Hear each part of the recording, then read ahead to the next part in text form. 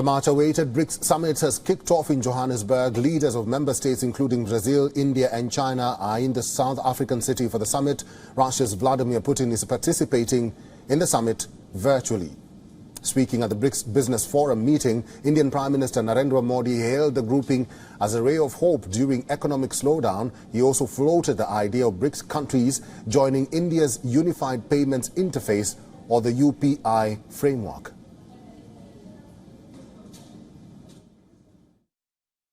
आज भारत में street vendor से लेकर बड़े-बड़े शॉपिंग मॉल तक यूपीआई यानी यूनिफाइड पेमेंट इंटरफेस का इस्तेमाल किया जाता है। आज विश्व के सबसे अधिक डिजिटल ट्रांजैक्शन वाला देश भारत है।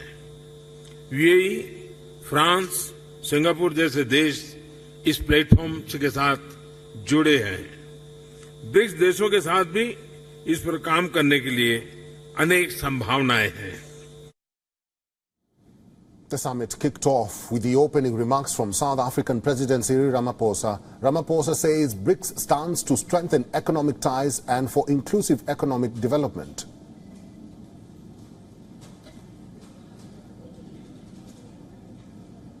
The BRICS Business Council is a vital and vibrant platform for strengthening economic ties between our respective countries and in forging common perspectives on inclusive economic growth and development. The changes that have taken place in BRICS economies over the past decade have done much to transform the shape of the global economy. Remarks from Brazil President Luiz Inácio Lula da Silva came next in line.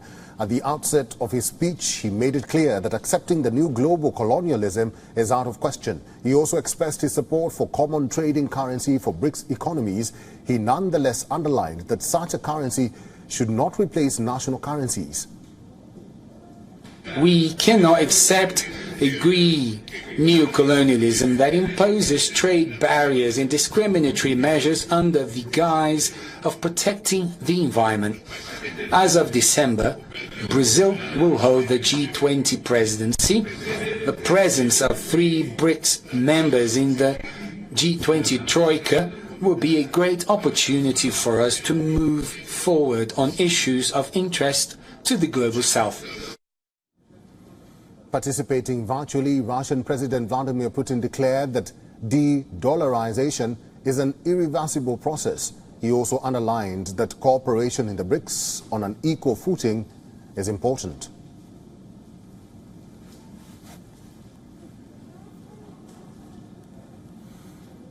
Now, for more on this, we are now being joined by our correspondent Kalden Ongmu live from Johannesburg. Kalden Ongmu, good to see you again. What were the key takeaways from the BRICS Business Forum as the leaders have just concluded their speeches? I see you have your notes there.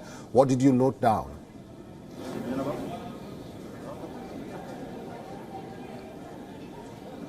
Well, Eric, all the leaders have spoken. Today was the first day, the business forum of all the leaders, except for Xi Jinping, who was not here, but he was represented by his commerce minister.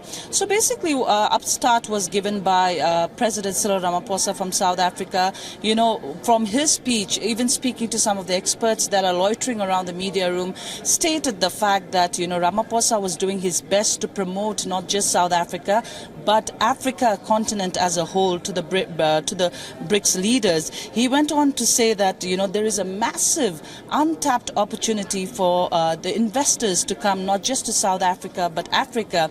You know, going into the depths of saying is Africa has very rich resources in the continent, minerals, you name it, everything is there. So he says investors are welcome. You know, South Africa has always said that they have gained a lot after becoming a member of the BRICS, and so should the other African countries take opportunity of that. That is why he also got into the depth of saying expansion. He said towards the end of his speech, he went around to say that there's the leaders retreat now where they will be going, and there he said they will be talking about expansion. So he even jokingly stated that there are so many invitees, especially 30 heads of state from African countries, and the admission criteria and everything that will be discussed during the retreat. And he jokingly said that all the best, they will be discussing the expansion, but definitely going into the depth of saying that investors must come to Africa. Africa has a lot to offer. Right. All right. Carlden Ongmu, I will let you go prepare for the retreat tomorrow. That is our correspondent, Carlden Ongmu, live in Johannesburg. Thank you, Carlden.